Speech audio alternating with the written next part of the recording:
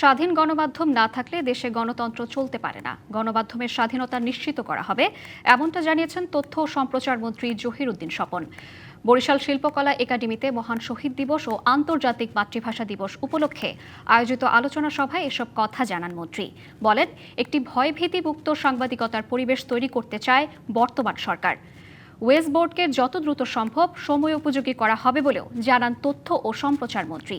পরিকল্পিতভাবে কর্মসংস্থানের ম্যাপিং করা হয়েছে। দেশে 4,10,00,000 পরিবার ফ্যামিলি কার্ড পাবেন বলে জানান জহিরউদ্দিন স্বপন।